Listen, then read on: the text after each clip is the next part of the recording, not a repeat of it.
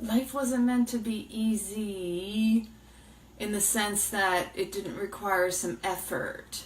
But it's not that it's difficult, it's the resistance to making the changes and the transformations that makes it a struggle, right?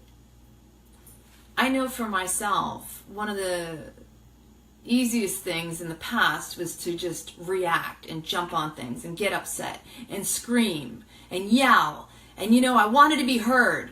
And because I hadn't been heard and I didn't feel like you heard me, and I just keep on raising my voice and keep on getting upset. Because that would communicate the information better. And it wasn't until years later I started to see my patterns and where they originated. And I can tell you, one of the big eye openers for me was when I was in a relationship and I was really upset at my boyfriend at the time. I got sucked into one of those MLMs. I believed in the products. I did. It got me actually aware of a lot of the ingredients and stuff today. And I was like 19, 20 at the time. But I didn't know about the MLM stuff. Fortunately, it just kind of dropped out of my life. But here's what was happening. At that time, the person I was in a relationship with, he was mocking me instead of supporting me. And I was really upset about that. And so instead of getting upset at the table, we were at dinner at the Chow Hall. I was in the Air Force at the time with some friends. And he was making fun of me in front of our friends. And I was really embarrassed. You kind of sink. I was sharing the information. I was really excited about it. I was talking about things like propylene glycol and how it actually, it suffocates the skin, and it's in so many beauty products, and how sodium lauryl sulfate and sodium lauryl and lauryl sulfates, both of them are like salt agents, and they cause the foaming, but it's actually very irritating to the skin. So interestingly enough, I'm sitting there sharing all this information, and he's sitting there making fun of me. It's got propylene glycol. Like, he thinks it's funny. And I waited until we went back to our rooms, and I turned around and I said, that wasn't very nice. You're supposed to be supporting me here, and here you are making fun of me in front of people.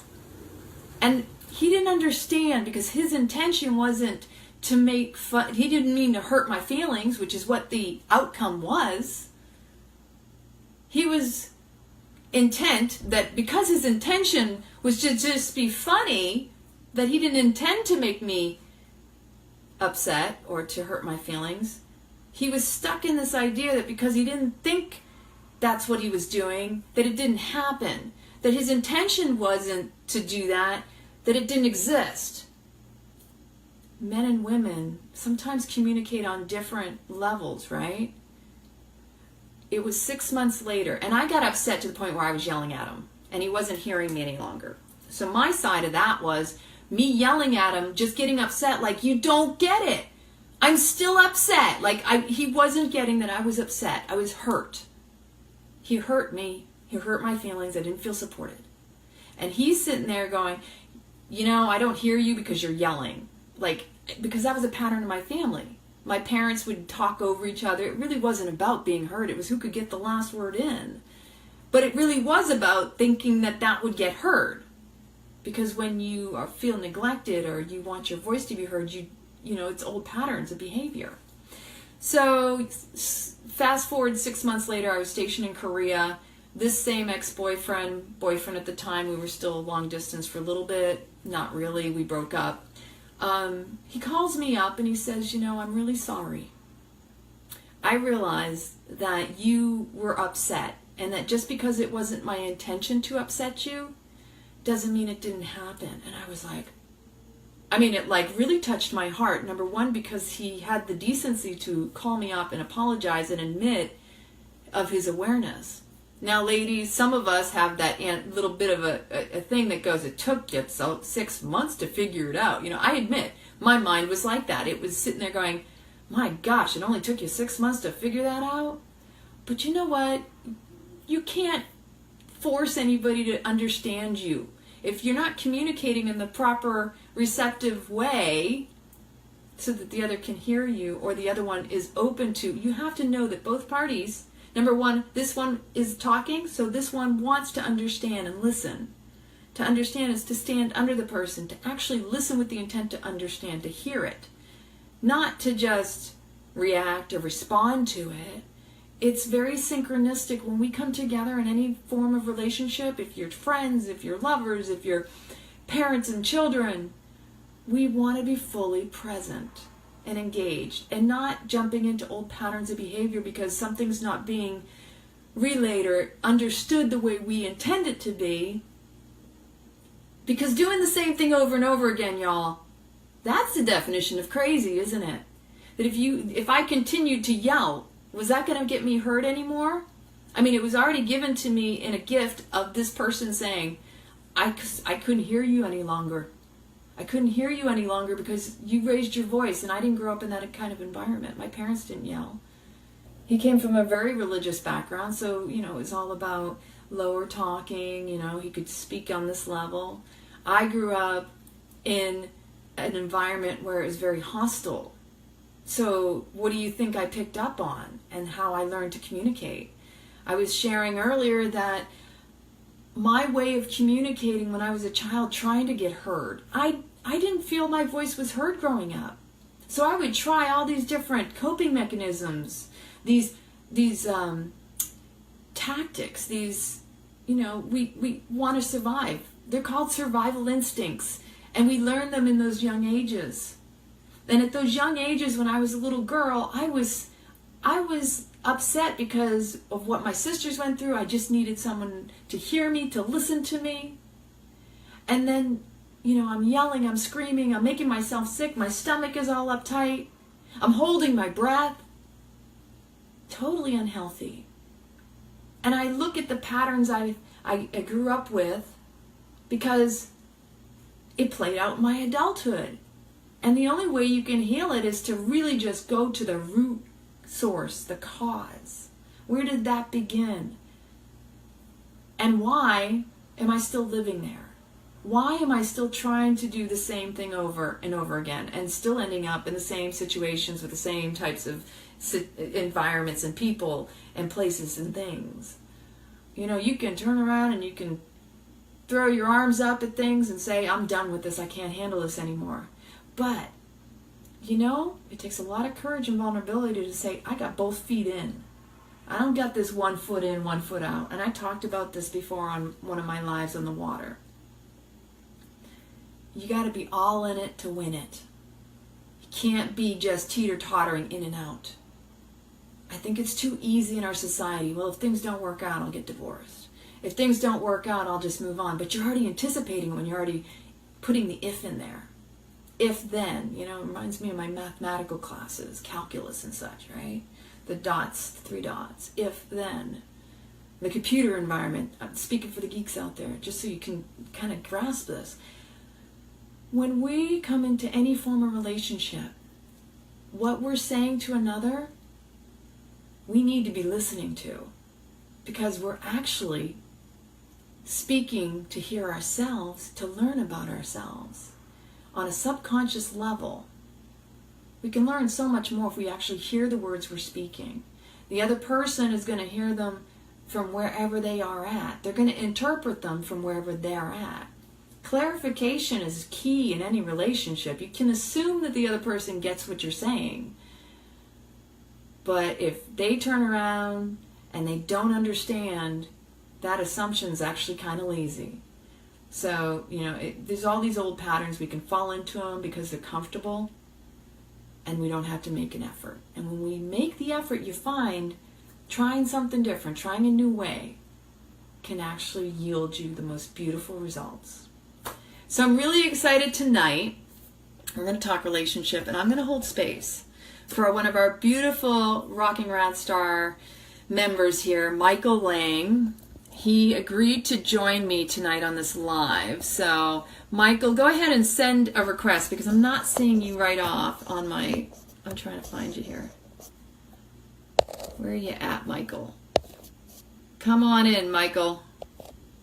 Hi, T. Bradley. How are you tonight? Hey, everyone. Hi, Amy. Hi, Heather. There he is. Okay, I'm going to invite Michael. Bring him on. It's important that, we learn through engaging with one another. Hi there. Hi. How are you? Mostly okay. Most of life is good right now, but struggling really bad in my relationship with my wife, so it's been super hard. But I got a lot of support from a lot of good friends, both on Facebook and in real life. So that's all good. Work is starting to pick up a little bit, which is good. My wife, despite what she's feeling and what she's going through right now with us, has still been truly amazing. She's letting me see the kids whenever I want. She's not fighting about money. She's not calling me names or saying anything bad about me, anything like that. We've struggled for probably 5 or 6 years. Me fighting various addictions to cigarettes, food addictions, mostly like sugar, pastry, bread stuff, trying to lose weight and can't do it because I like my snacks too much. And a lot of those addictions have, of course, turned into me telling what I think are little lies and then eventually telling big lies. And for her, honesty and truth and openness is a huge, huge thing. And I've been failing for years to understand it up until just recently. And now I'm just kind of I'm doing my best to kind of step back and try and be more of a friend to her right now so that she can have some time to heal, I guess. And I'm just crossing my fingers that with everything I've been researching lately on love languages and psychology and relationships, that she can maybe come around and we can make things work out. So we'll see, I guess. And patience is the key, right? Yeah, that part was a little hard at first because I think it was 2 or 3 weeks ago. She came home one night after driving our daughter out to her parents to have a sleepover. And when she came home, she went immediately to the bedroom. I wasn't sure what she was doing. Usually for the last year or so, it's just been going into the bedroom. She just recently told me now to cry and go to sleep. I thought she was just watching TV and going to sleep because she's a very hard-working woman, extremely ambitious. So I always just assumed she's going to bed, and it wasn't until recently I found out that she was crying herself to sleep. So anyway, she went in there for a while, and I thought she was just going to sleep, but she came out with a bag in her hands and said, "I'm leaving." And I was like, "Whoa, what, leaving, or like going to a friend's house leaving?" And it was like, "No, I can't deal with any of this anymore. I'm leaving for a while. I can't handle your lies and your attitude, and I can't help you through your struggle anymore, so I need to take me and the kids away somewhere else." And so, of course, that turned into like probably a 2-hour conversation / argument that ended with her going to a friend's house for the night. And then the next morning she texted me and said, "I really hate to ask you this, but I think I might need you to find your own place to stay because it's easier for you to pack up than for me and 2 children to pack up." And of course, yeah, okay, no problem. So I left later that afternoon after packing a bag and kind of drove around town a little bit in tears and tried to figure out what the heck was going on, and eventually went and spent a night in a hotel. Part of staying in the night in the hotel was buying a pack of cigars and smoking a few and having a few drinks and basically having a little bit of a nervous breakdown. And then didn't talk to her for a good while the next day, and then finally summed up the courage to talk to her and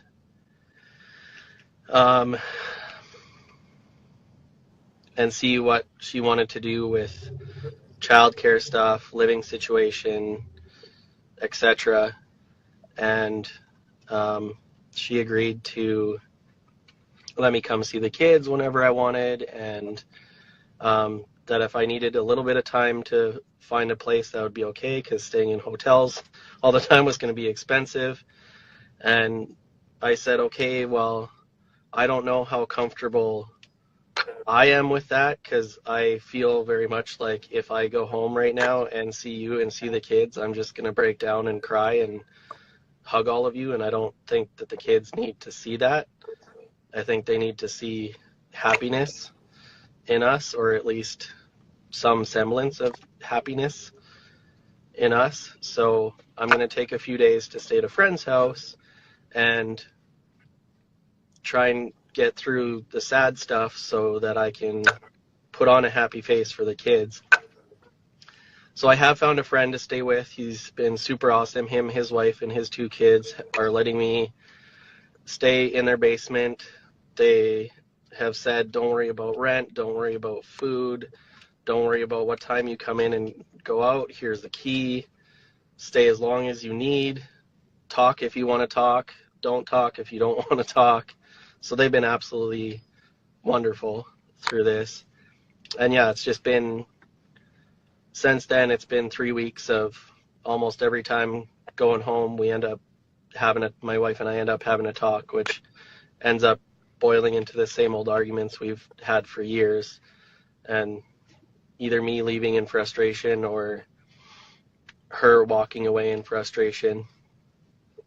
And today was actually the first day where we were able to sit and talk and have a normal conversation that wasn't related to what was going on at all, and just go about our days and not be upset about anything. So that was really nice and really helpful. I'm in the process right now, because I'm sort of an aspiring writer, of writing a short story for her, so that of kind of our lives, so that she can maybe understand better where mind has been through all this, because she's not an addictive person at all, and I'm easily addicted to a lot of things. And I think for her, she's led sort of an isolated life, so she hasn't seen or experienced a lot of this kind of stuff. So I don't think she understands it and knows how to deal with it fully. So I'm hoping that that's going to help her see things from my side a bit more and maybe help. I don't know. Yeah, I'm not it could sure. Hurt your side. Yeah.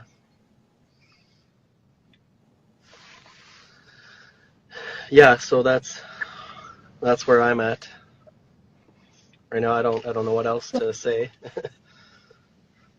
What do you feel how was the relationship in the beginning? Did you communicate better then? So very beginning, we both met taking massage therapy together in Alberta, and we're out in Saskatchewan now. Pretty much love at first sight for me. I think it took a little while for her, but it was like an instant crush, instant really good friends. We were dating within a few months. A year after that, I asked her to marry me, and then 2 years after that, we got married. Things were going really, really well. We struggled a little bit trying to live together in an apartment in Alberta, but for the most part, things were pretty good, other than the little, normal everyday life struggles of having a job and a kid and whatnot. But then her parents moved out to Saskatchewan, and she's extremely close with her parents. And so she wanted to move out here with them. And I was very scared at first because my whole life had been in Alberta. I have very close friends that I've been close to for over 15 years there. I basically had my whole life there, and my family was there as well.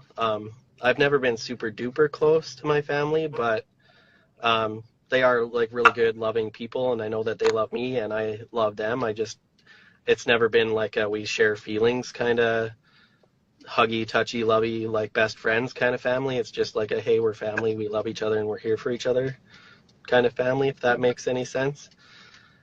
Um, so yeah, everything was good, and then she asked me to move out here with her, and I thought about it for a while and decided, you know what? I love this woman to death. She's like absolutely amazing. I'm gonna risk it all and say fuck it to everything here and just go. And so I came out here and kind of put my whole life behind me and started trying to create a new life out here with her. And I think that's sort of when things started breaking down.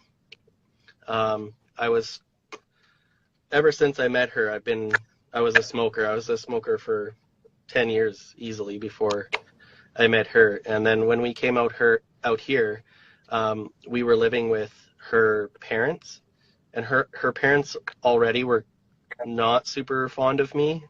They were accepting me because she loved me, and that's about as far as their feelings went for me, I think. And neither of them smoke. Neither of them liked the fact that I smoked. She didn't really like that I smoked. She has a daughter from another man who I've been there since she was 8 months old. So my stepdaughter now. And she didn't like that I smelt like smoke all the time around her daughter. So she wasn't exactly ever asking me to quit, but she was encouraging me to quit. And in my mind, I thought, okay, this is going to be a big struggle. I'm willing to do this, but she's a hardworking woman. She's a mom. She's got all this stuff on her plate already with her close family, her distant family, her own daughter, work, everything else. I don't want to put anything on her plate, so I tried to take on the struggle of overcoming the addiction by myself so that I wasn't going to be adding anything to her plate. So that ended up somehow getting morphed in my mind into I can't ever tell her that I'm struggling, and if I am struggling, I need to like pretend like I'm not smoking as much as I need to, or tell her I'm not smoking at all, because I just wanted her to see me as this wonderful, amazing guy, because I saw her as this wonderful, amazing woman, and I somehow convinced myself that, okay, you're going to make me cry if you keep doing that. I convinced myself that if I couldn't be this perfect man for her, that she would somehow stop loving me. And so that turned into like, don't tell her, don't let her know, just keep it from her.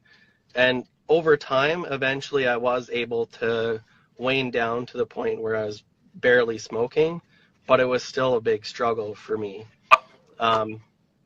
But throughout all of that, yeah, there was lots of little lies of like, oh no, I only had 1 or 2 smokes today, when it was fairly obvious that I had a pack. And that eventually turned into one big lie one day of buying a pack of smokes and just flat out lying. And no, I bought gas, I swear. And she came back a couple days later and was, I don't think you bought gas, I think you bought smokes. And I kind of hung my head and, yeah, I did. I'm sorry. I'm really struggling, and I don't want to put this on you, and, I don't want you to be disappointed in me.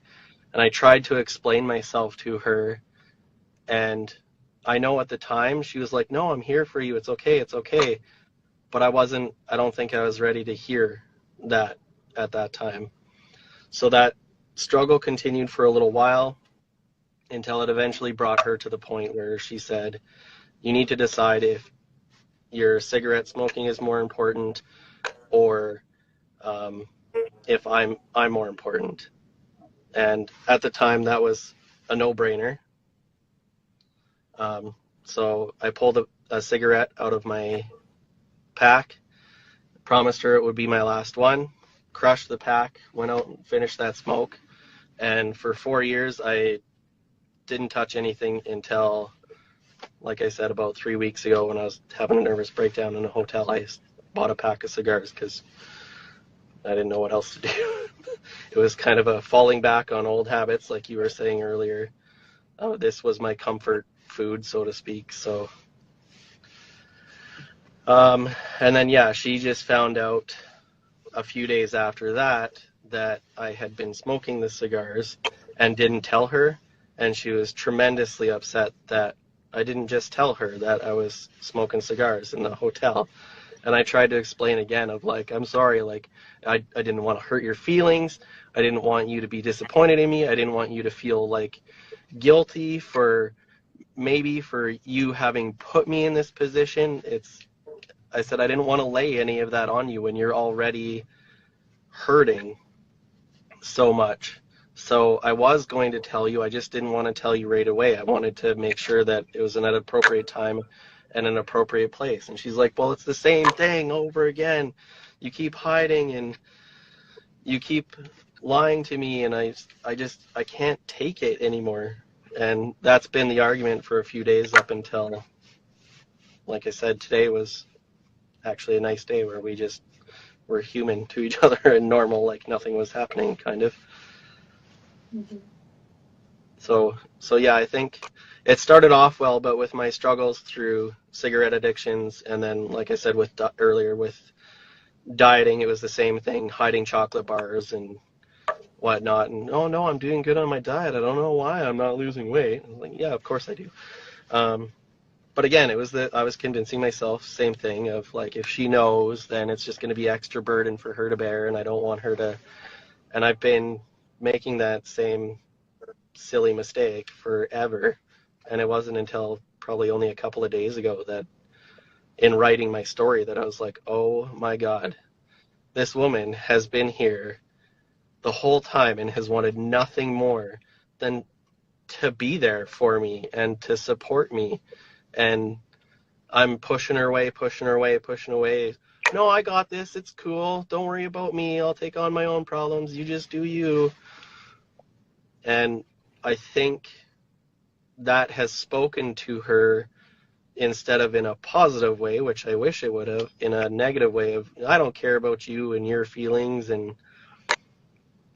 I'm just going to do whatever the heck I want to do and smoke whenever I want to smoke and drink whenever I want to drink, and screw your feelings. And it's like, no, it's not like that at all. I'm just trying to be happy but not hurt you, but don't know how to do that properly.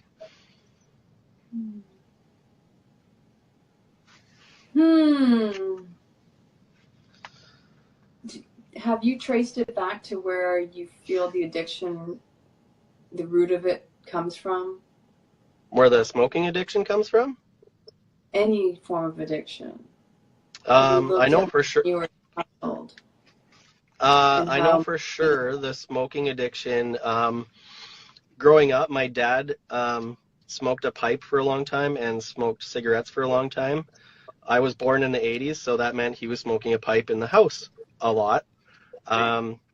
Him and my mom have two very close friends who are my godparents, and my godfather also smokes a pipe. So they played pinochle like every weekend, and they would come, and my godfather and my father would be smoking the pipe at the table and drinking beers and having fun playing cards. So I grew up in a house where it was perfectly normal to smoke. It was fine. So later, in just coming out of high school, a few of my friends had started smoking, asked if I wanted to try, and I was like, yeah, okay, sure, why not? My dad does it. I'm like, why can't I? Tried it and was like, hey, this feels good. I like this. I can get on board with this. Um, of How old were course, with you? all the meat, 18, 17, 18, somewhere in there, I think. Mm-hmm. Yeah. And then of course, the media doesn't help because for back in those days, smoking was cool. So of course, on top of like, yeah, this is fun and like I don't feel like it's hurting me or anybody else. And hey, like everything you see in the movies is like if you smoke, you're cool. So awesome. Now I'm cool and I'm doing something I enjoy. Yay for me. And it wasn't until um, a few years later, I would say at 19 or 20 years old, that my friends also started smoking pot.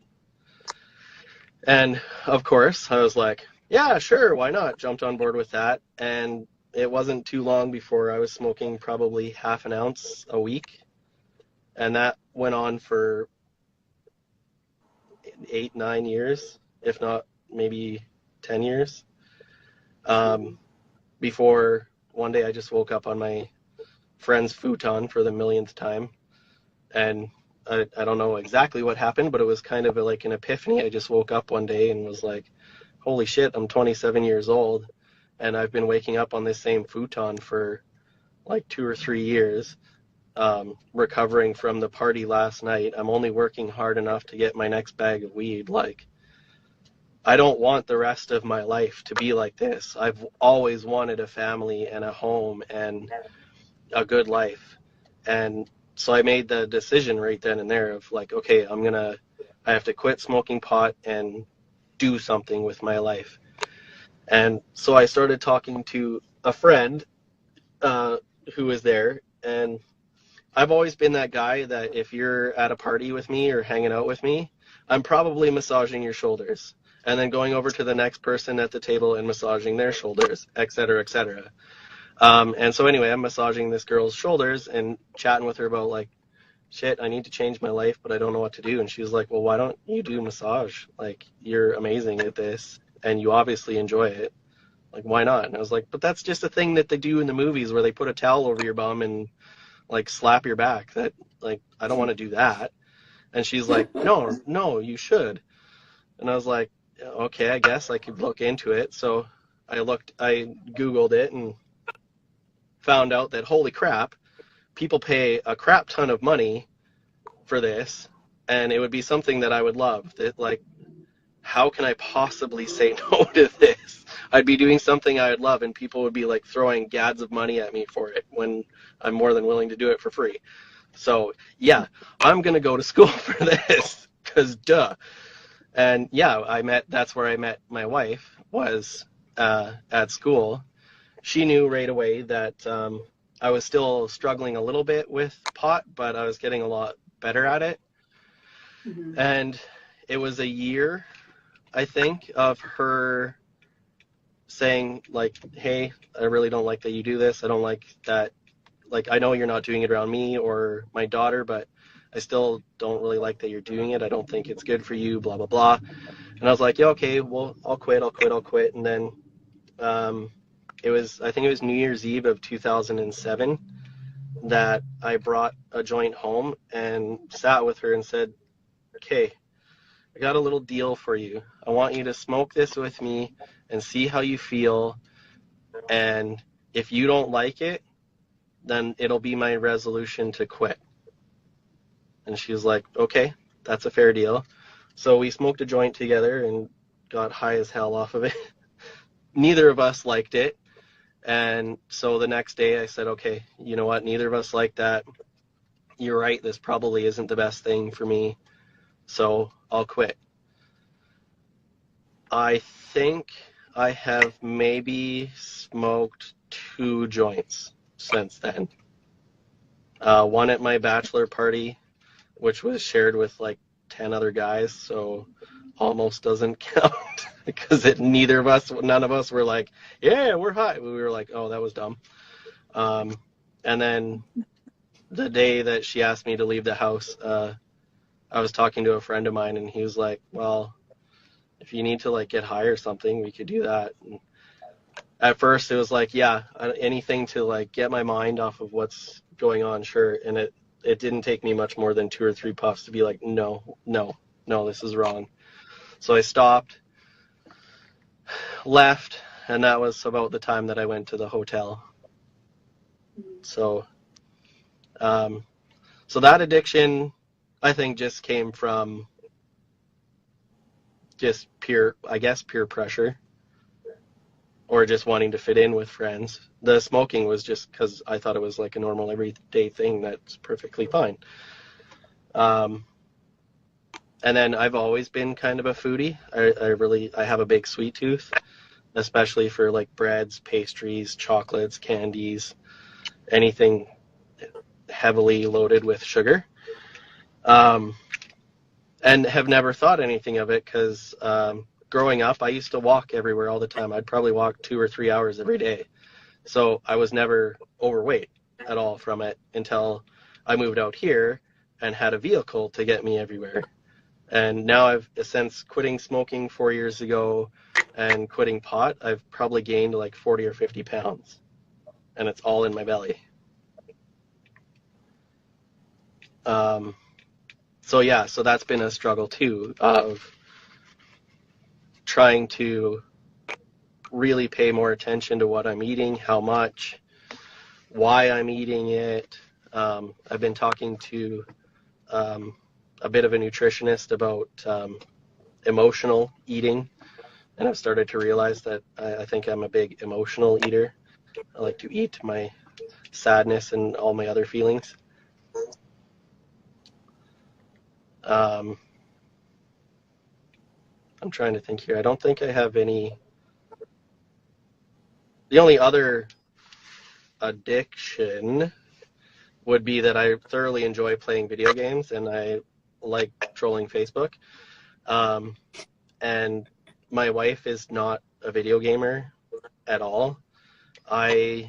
Moving out here, I gave up video games right away because I knew it was a point of contention with her. And I said, whatever, I can play, half an hour before bed or something, or like if you're too tired and I'm not, then I'll go play while you're sleeping and keep it at that. So you don't it doesn't interfere with your life and you don't have to see it all the time and you don't have to feel like I'm ignoring you for a video game. And that worked really well for a while, but then the addiction to what's happening on Facebook all the time meant that my face was in the phone all the time. I've recently been studying the 5 love languages. I don't know how many of you know about that, but hers is quality time, which means she wants my complete undivided attention when we're spending time together. So of course, me having my phone in my face translates to her as you don't care about me, which is entirely not true. I'm curious what's going on Facebook. And I've tried to tell her many, many times of if you want my attention, just ask for it and I'll put down the phone. It's no problem. But I think because her love language is quality time, the fact that she would have to ask all the time seems kind of annoying and tedious and no, you should want to pay attention to me. And I'm like, I do, but I also want to pay attention to Facebook. And if you're sitting there already on your Facebook, why shouldn't I be on my Facebook? We're still sitting here. We're still together. I'd never really thought anything of it until I really started studying the 5 love languages recently. And then I was like, holy crap. Not only have I been doing that, but in the last year or so, because the struggles have been getting so hard, she's been going to like I said earlier, she would go to the bedroom to cry. Sometimes I would follow her in there. My language is physical touch, so I'd always want to put my hand on her hip or, cuddle up or touch her in some way, even some simple way. And she wasn't comfortable with that. She's not a very touchy, lovey, huggy, feely person. She wasn't feeling super great about me at the time, so she would move my hand away. And then, so I'd sit there and she'd be watching a show, and I'd maybe try and strike up a conversation, and maybe a minute or two into the conversation, she'd be like, I'm trying to watch my show. And, oh, okay, I guess I'll be quiet. And it ended up just me laying there for an hour or two quietly, not touching her, not talking. And I started feeling like, what am I doing here? Like, is this good enough for her? Is this what she wants? Like, this is boring, and I don't like it. I just want to touch her, and she won't let me touch her, and I don't get it. So I stopped going into the bedroom. And that, again, translated hugely into her of like, well, screw you, I don't care. I don't care how you feel. I don't want to be around you. And I've been trying to tell her, like, it's not that I don't want to be around you. I want to be around you, but you're giving off this very strong impression that you don't want to be around me. So I'm trying to be kind and courteous and gentlemanly and respect that and give you the space that I think you're trying to tell me that you need. And yeah, so a year of that, I think, has just our very basic communication has broken down entirely and is pretty much non-existent now. So I'm working very hard right now to, when I do go over there to spend time with the kids and see her, that my cell phone is on silent in my pocket, that even if it's buzzing away in my pocket, that I'm not picking it up to answer it. I'm not turning on the TV to watch it. If I am doing anything, it's maybe sitting with my son on his iPad for 20 minutes, half an hour, watching him play a game or watching a show with him. And then, okay, son, it's time to turn it off and, like, let's go play with your toys or jump on the trampoline or whatever. And yeah, at this point, I'm just kind of crossing my fingers that as long as I just keep doing that will eventually start to speak to her that I do love you and I do want to spend time with you. Can I ask Yeah. this? You mentioned that like you were just lying there and that you didn't know, like, is this what she needs? Did you ask her if, like, communicate about the love languages and what it is you need? And then not up until it was about a year ago, my friend gave me the 5 Love Languages book, and I kind of skimmed through it and was like, okay, this seems kind of interesting, but I don't know, whatever, tossed it aside, didn't really think about it much. And it really honestly wasn't until she asked me to not be living there anymore that I started being like, okay, I need to know what's going on. So I was just perusing Facebook and Google and whatever else I could find to what's happening. And the 5 love languages kept popping up. So I was like, okay, maybe there's something to this. So I started researching it. And then in the process of researching it, I was like, oh my God. Both of us have been speaking the bad side of each other's love languages to each other for probably 2 or 3 years now. Because she's, like I said, she's not a touchy, feely, huggy person. Public displays of affection are like a big no-no other than holding hands. Whereas for me, I'm like, frick, if we're out in public and you're holding my hand, I'm on cloud 9. Like, this is the best thing in the world. Like, you hug me and kiss me in public, I'm like, ah, she loves me. But I don't think she fully understands that, because that's not her love language. It's probably like low down on the food chain for her. So, excuse me. So, yeah, I think it's just been years of our body language and our basic communication of what love is to each other without words. We've been communicating to each other in our nonverbal communication of I don't love you, and in our verbal communication saying I love you very much. And I think that's why both of us are in a state where we're like, well, do we love each other? Like, is this gonna work? Like, what do we do? We tried a marriage counselor last week or so, I thought it went pretty well. She said the day of that she thought it was okay. She liked the counselor. But then 2 days later, she was like, I don't know if it's going to help. I don't think it was worth it. But she's been saying for a long time that if your behavior continues, if you keep lying to me, if you keep being disrespectful, I don't know how much more I can take. And I've just been saying, like, I don't get how I'm being disrespectful. I don't understand at all. I'm trying to love you. And I'm sorry that I have lied to you, but there's something in my mind where I cannot help it. And I don't mean it to be damaging, as like you were saying earlier. My intentions were good, but that doesn't really matter because it still affected her in a negative way. That was a beautiful speech earlier, by the way. I really enjoyed it. It's an interesting dynamic too, because both people have to be willing to make an effort.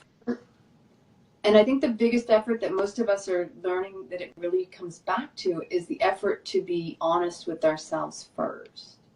Yeah. We can say we're being honest with others, but yeah.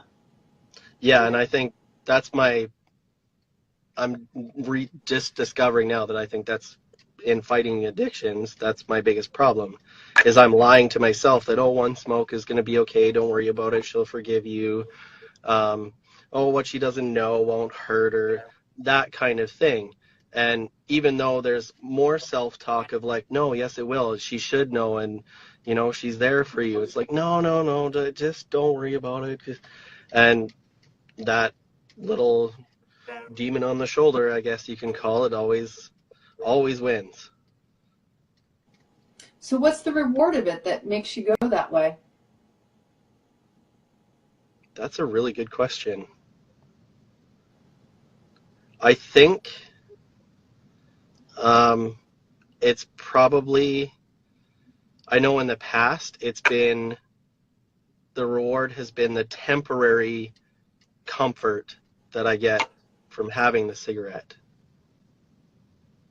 It makes me feel good, it makes me feel calm and collected. And I convince myself that if I can just calm down and collect my thoughts, that everything will be okay and I'll be able to move forward. Outside of that, I would say I don't really see any reward whatsoever. It's just a temporary need of the flesh, I guess you could say. It's just that temporary reward of like, oh, this feels good. We call that a distraction, right? Mm-hmm. I know I'm going to share with you that food is like our biggest addictions. We can say we need it, so it's easier to say, let me reach for, you know what, pardon me a moment, I'm going to go over here and eat something because, well, maybe I don't want to deal with this right now. And so we tend to move over towards something sweet to sweeten us because we feel like something is kind of bitter to our mouth or our ears. Yeah. This is a good interpretation I've heard often in a lot of my own research. And a couple of years ago when I did Beyond Addiction, I was also confronted with, it's not that it's an overeating, it was just, I love to cook, I like to prepare foods, and so I had stuff on my computer, but you know what, that can wait because I gotta eat. So, you know, I'd find my way away from the computer, and it's so subtle sometimes, you don't even see it as an addiction. And it can grow into a bigger addiction if we're not taking the time to become aware of those moments when it happens. You're like, am I really hungry? Can it wait? Or is it that I'm avoiding whatever's in front of me at this moment? And so I think one of the things I've learned over time is what would be a better substitute? Because pretty much we have to swap out addictions for something healthier, right? Yes. Yeah. Yeah, for sure. Have you ever sought like any type of the alcoholics? I mean, there's Alcoholics Anonymous, there's Gamblers Anonymous, any type of support network? None of those. And I think mostly because their names are so specific. It's like, why would I go to Alcoholics Anonymous when I'm a smoker? So years ago, I did Romaine to get the hypnotherapy to quit smoking. I did all the Nicorette. Mm. None of that stuff worked until I was given the ultimatum of me or the cigarettes, and it was like, okay, done. And they were gone for 4 years. It was a little struggle for a little while because I still wanted to, and I've always had moments where I've wanted to, but it's always been like, no, she said it's her or the cigarettes, so duh, her. And it wasn't until it was like, get out of my house. Well, I mean, I shouldn't say it was get out of my house, but it was like, hey, I can't have you around. That I freaked out and was like, oh my God, my world is crashing before me. What do I do? And I think my brain just went straight back to like, you just need whatever is going to make you feel better right now so that you can feel better now. And then once you feel better, then you will be strong enough to go forward and go speak to your wife and say, here's what's up. And that was the plan.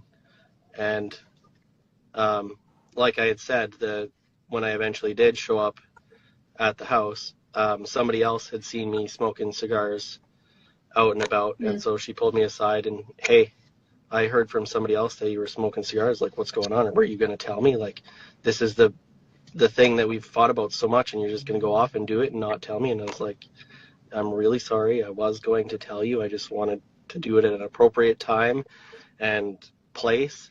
I didn't want to throw guilt or burden on you in the moment that I was doing it, because I didn't want you to feel responsible. And she's like, I would have felt better if you just told me. And I was like, well, I didn't know that. I didn't know anything at that point. I thought that when you said you want me to leave and that you keep saying you're done, you're done, you're done, I'm thinking that you don't want anything to do with me. And all I've ever wanted was to just have our family and be together. So I was like, so I was just hurt and just doing whatever I could think of off the top of my head to feel better.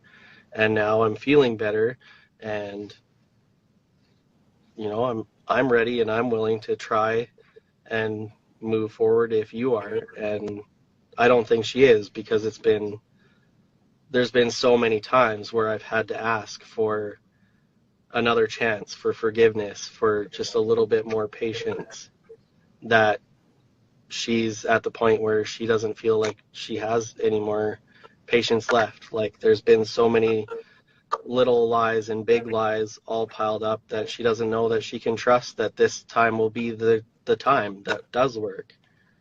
And for a little while, some of those feelings were making me angry, but I've come to accept them now. And and that's why, like I said, I'm trying really hard now to just kind of take a step back into the friend zone and be a good friend and a good dad, and keep doing good in the rest of my life. I'm just gonna cross my fingers, I guess, and hope that it works out for the best in the end. So you're reestablishing trust. That's what I'm hoping to do, yes. Do you trust yourself? Wow, no one has asked me that before.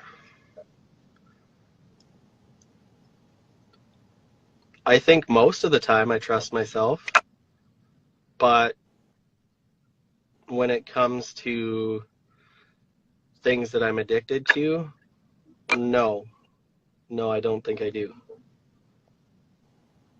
So I'd say with smoking and food, for sure, I don't really trust myself. I have very little self-control, especially with the food. The smoking, since I've quit for 4 years, I'm fairly confident that I could quit smoking the cigars at any time. Um,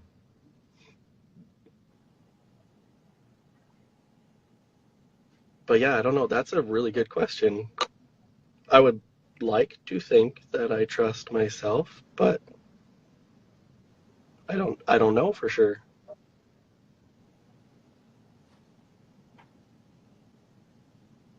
I would say mostly, yes. Because when I hear you talk about her desire for honesty, Hmm. and because of the break in the trust because of the lies and all that, I found that patterns in myself, for example, Hmm. that whatever it is I'm internalizing is what I actually experience outside of myself. And so when I look through a lot of my relationships, the distrust in myself played out with the distrust of another, whether it was a projection or they couldn't, I can't say same situation, totally different. But Hmm. let's say, for example, when we fear that someone's going to do something, it's usually because we're the one who's able to do it. So we can project the distrust of the individual. You know what, relationships will say cheating. We use cheating as an Okay. example. Cheating could Okay. be with food. It could be with a person. It doesn't really exist as being separate. Um, Yeah. the idea that I fear this person is going to cheat with their food on me is mostly internalized as maybe it's because I, myself, or I'm holding on to an old pattern of that person. Um, and I'm not saying that this could be internal for you and it could be internal for her. The whole Actually, distrust. uh, it's funny So you because come together to feel it. yeah, I've been talking to my mom about it a lot lately, and she made the very good point, which is very much on point with that, of her mom and dad went through a struggle um, years ago where he did cheat on his wife with another woman, and he struggled with an addiction to marijuana as well. And both things nearly tore apart their relationship. They have been able to um, reconcile their differences, and their marriage is very strong now because of it. And then the Haley's, my stepdaughter's birth father, um, was out of the picture right away, and he's barely been in the picture at all. But the 3 years that they were together before she ended up being pregnant, he had a lot of the same issues as me. He would lay guilt trips on her all the time, and um, he would lie about stuff all the time, etc. So my mom made the point of, well, maybe her issues with trust are deep seated in her past. And I was like, oh my gosh, yeah, you're probably right. So, and I've been trying to tell her for a while now of like, I know I've been seeing a counselor. I know I'm on medication for my clinical depression. Um, and all of that is helping. Maybe you should go talk to a professional as well about all of our problems instead of talking to friends or family or just bottling it up. And I said, and it's not to say that you're depressed or anxious or anything else, or that you have any sort of mental disorder, but maybe you just need to go talk to a professional and help you work out your own issues. And she's been very like, no, which I can't argue with, because for the first 3 or 4 years of us living out here in Saskatchewan and me battling my depression with my struggles with addictions and moving away from everybody, um, I was dead set against it too. I was like, no, I got this. I just have to change the food that I eat or go out and walk more. And, was trying to find all these ways on the internet that I could cure it without medicine, and none of them were working. So, and it wasn't until last year that I finally got the right medicine for it, and I'm now finally on the right dose of the right medicine, and things feel good, except for obviously what's happening in my life right now, or with her, I should say. Well, and why I asked about the trust within too, because I think we can always come together with someone and help heal each other's stuff, but it's when we start working on our own personal stuff that it gives them like this little energetic nudge that, look, I'm working on it. And when you exhibit that you're able to get through it, it may give her the encouragement to get through her stuff too. So Yeah, you're willing to do the work. It's just now she's going to need to see the results of your work is what's going to happen. Is what it sounds like. yes, yeah, I very much agree, and I've been thinking about that a lot. It took me a little while to figure out what the proper form of that work should look like, but I think I've got it now, and yeah, I'm finally at a point where, like I said, I'm just kind of fingers crossed, head down, pull up your socks, away you go. Hope for the best. Well, and that's why I suggested the Kundalini, mostly because I put that 40-day challenge together because it gives you a taste of all the different types of Kriyas you can do. And breath work is probably the most important work anybody could ever do. Oh yeah, because for sure. right, it's going to open up and repattern the brain. Again, you're going to oxygenate. Not only will it be the brain, but the nervous system. You'll be, meditation in itself gives you the ability to bounce back the parasympathetic nervous system so that you're not always in that fight or flight and stuck there, but you can go there and come back. It's been proven scientifically that Yeah, just slowing down a little will do that. Yeah. Sounds like you're aware. Not too many people can sit there and say, well, this is what I go through. And I really commend you on reflecting on what goes on in your mind during all this. Because I don't think too many people do that. no, for as long as I can remember, I've been, I think it started when I was maybe 8 or 9.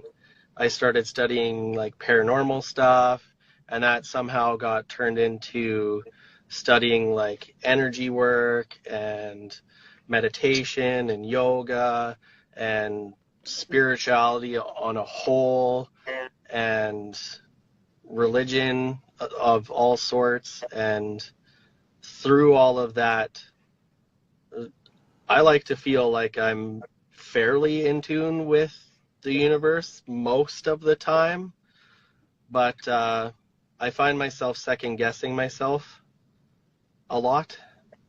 And it wasn't until I talked to a counselor last year that I started realizing why I think I do that. And it's a big part of where my depression comes from is that I was adopted at a very young age. At like 8 days old, I was adopted. And when I was 4, the parents who adopted me tried to explain that to me, and I didn't understand. I took it as being abandoned by my parents, and then I grew up being picked on in school for being a bit of a dork and a nerd. So a lot of events took place in my growing up life that led me to have this deep-seated belief that I had no value as a human being. And it wasn't until counseling last year that the counselor, in a very nice, polite, professional way, was like, that's ridiculous. You definitely have value as a human being. And I was like, oh, yeah, wow, okay, cool. And I think a big part of that's where my second guessing comes from is like, if I feel like something really good is going to happen, it's like, no way, not to me. And I'm working still at trying to block that so that I can just accept it and try and go with the flow. So I heard where the trust issue is. Mm-hmm. Second guessing your own thoughts and your own intuition. Into me, I Mm-hmm. see, right? Mm-hmm. And I also hear the fear of abandonment, Oh yeah, big time. Like, which you're going through again now. And yes. have you communicated that with her yet? No, not yet. I think that's another big part of her problem, is that I've never really opened up to her about much of anything that I go through mentally. And for me, it's always been, I don't want to put that on her. I don't want to put that on anybody. It's been hard, really hard for a long, long time. And so yeah, no, and I don't know if I could. That the thought of trying to explain to her, like, I feel like you're abandoning me, and that is like horrible, terrifies me. I think I know deep down somewhere that she would be okay with it and she would accept it. She's a very kind, very loving, wonderful, wonderful woman. Um, but everything else in me tells me don't do it. And so it gets really hard to listen to that little quiet voice of, no, she's there. She loves you. It's okay. Tell her. When everything else in me is like, don't you dare. She can't handle it. She won't be able to take it. She won't believe you. Um, stuff like that. May I offer you something that might help? Sure. It may or may not. Okay. What I hear is because you don't trust her to be able to handle it, she's never going to be able to trust you if you don't share it.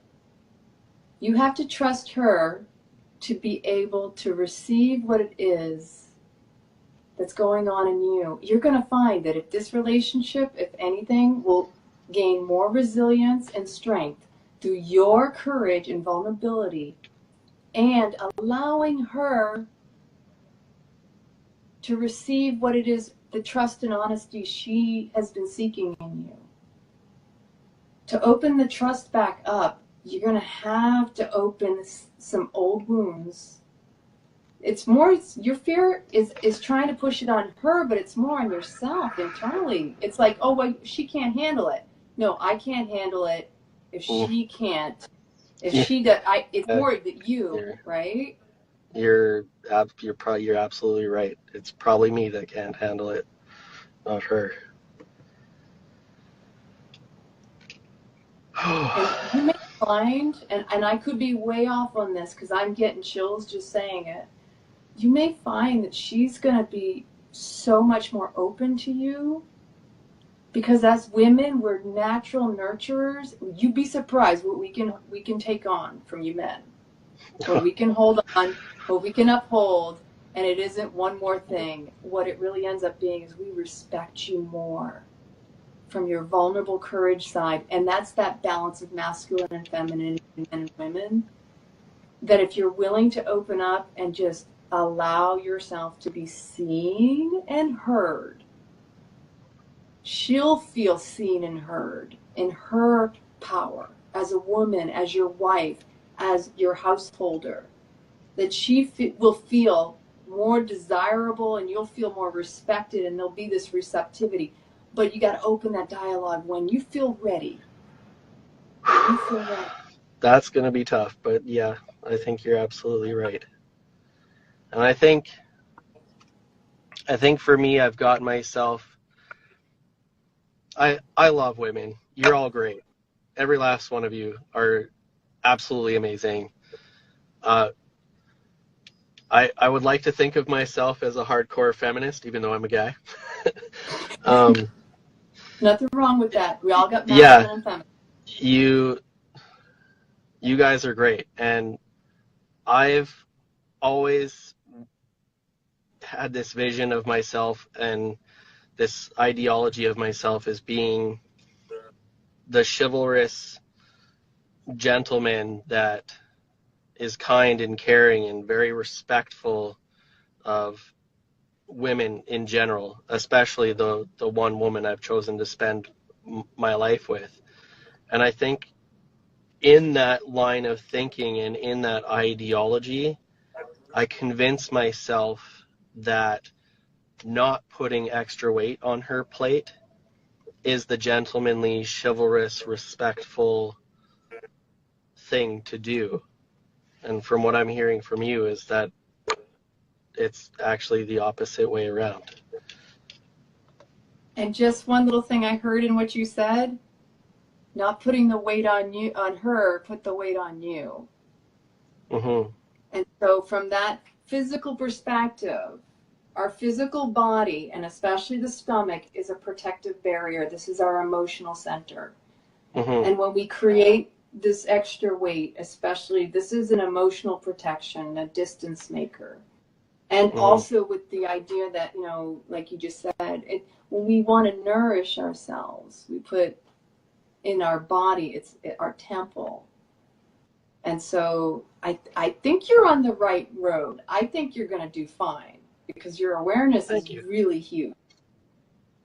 Thank you. That's encouraging. Well, thank you. And I have faith in your wife too, because what I feel is that just try a little bit at a time. You might find that you didn't intend to say more, but if you're willing to put, again, try to go both feet in, not just toes dipping in the water. Yeah. You got to start walking and wading in it first, right? Yeah. Because too many of us are kind of like 1 foot in, 1 foot out. I might have to go real quick. And that doesn't serve any of us. Yeah. Anyway, I do have a little date with a friend of mine to a movie in the next couple of minutes here, so I appreciate your time. I definitely very much appreciate your time. You are a very amazing woman. Thank you. Thank you. Thank you for spilling everything to us, sharing your heart, and especially because you clearly care, or you wouldn't have said what you've said and been doing what you're doing. And you know, one last thing, you deserve to be happy. Don't allow your mind to get caught up in that the shoe's going to drop, because that comes from our childhood. The idea that, I'm so happy right now, it can't last. It's okay. Give yourself permission to be happy and allow yourself to receive. You're going to be all right. You're going to be fine. Thank you. Enjoy your movie. Thank you, thank you, thank you. I will. All 2 hours and 45 minutes of Avengers fighting Thanos will be spectacular, I'm sure. That'll take your mind off of things. Definitely. It definitely will. Yes. Much love, prayers. You're in my heart and on my altar, you and your wife and your family. So. Thank you. Thank you very much. If you want to experience something like this, a one-on-one with me personally, I have packages. And I am booking appointments. Send me a message. We have support at raw-authentic.com. If that doesn't sound familiar, send me a message through Messenger. But if you yourself would like an intimate one-on-one with me, not on a Facebook Live, reach out to me directly, and we can maybe work through something you may be going through yourself. I hope that this video serves some of you out there who may be experiencing something similar in your life. I know I learned a lot, and I'm very much honoring whenever a man steps up and shares. You know, we don't know what the other is thinking. We don't know the struggles someone's going through. And so we may have our own struggles and assume, but the key is communication. We have to open up the dialogue, and it may be uncomfortable. It's the only way we can work through it. So everyone, have a wonderful, wonderful evening. Many blessings. Mwah. I love you all. Good night. God bless.